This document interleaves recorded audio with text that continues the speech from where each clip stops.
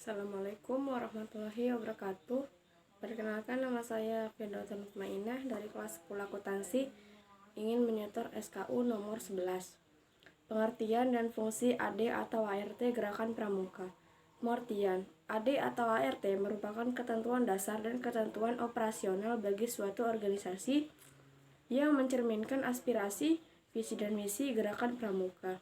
2. Pengikat persatuan dan kesatuan Gerakan Pramuka dalam prinsip idealisme tindak laku. 3. Sulur dan landasan gerak organisasi Gerakan Pramuka. 4. Landasan manajemen dan pemberdayaan sumber daya. AD atau ART merupakan landasan kerja dan landasan Gerakan Pramuka. Landasan hukum Gerakan Pramuka, Kepres nomor 238 tahun 1961 tentang Gerakan Pramuka. Anak-anak dan pemuda Indonesia perlu dididik untuk menjadi manusia dan warga negara. Untuk mencapai maksud dan tujuan itu harus dilakukan di lingkungan anak-anak dan pemuda di samping lingkungan keluarga dan sekolah.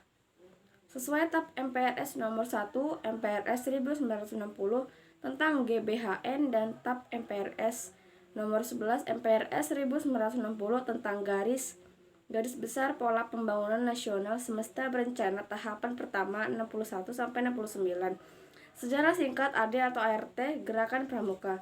Kepres nomor 12 tahun 1971, Kepres nomor 46 tahun 1984, Kepres nomor 57 tahun 1988, Kepres nomor 34 tahun 1999, Kepres nomor 104 tahun 2004.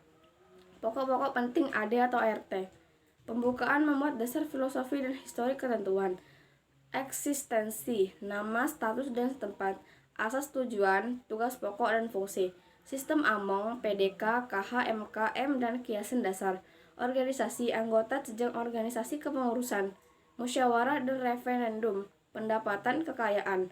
Atribut JP, bendera, panji, himne, dan pakaian seragam, serta tanda-tanda ART, pembubaran dan perubahan AD. Tujuan Gerakan Pramuka: membentuk kader bangsa dan sekaligus kader pembangunan yang beriman dan bertakwa, membentuk sikap dan perilaku yang positif. Alasan penyempurnaan AD-JP.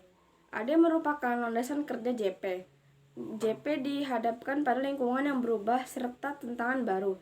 Perkembangan kepanduan di seluruh dunia perlu menyesuaikan dengan Undang-Undang Nomor 22 Tahun 1999, Undang-Undang Nomor 25 Tahun 1999, dan Undang-Undang Nomor 23 Tahun 2002, serta UU Sidiknas. Permasalahan: penggolongan usia peserta didik, keberadaan kelompok usia pendegat sampai kaderisasi, otonomi daerah, pembinaan gudeg berpangkalan di sekolah atau kampus, sistem AMONG, pengembangan Saka Pramuka. Harapan: dengan organisasi yang lincah didukung sumber daya manusia berkualitas yang menjalankan tugas sesuai prinsip dan metode kepramukaan.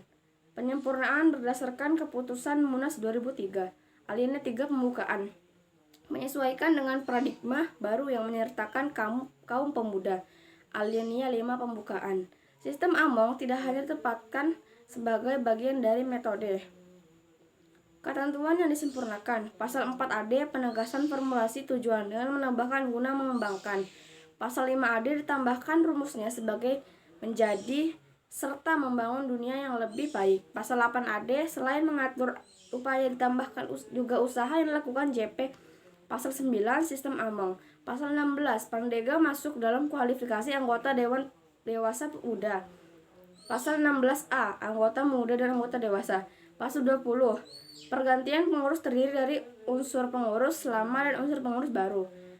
Pasal 21 Saka tambah 1 ayat. Pasal 22 Dewan Kerja. Pasal 24 bimbingan ayat 4 mabiran yang diketuai oleh camat atau kepala distrik. Pasal 25 Bapak ayat 3 ada 2 butir.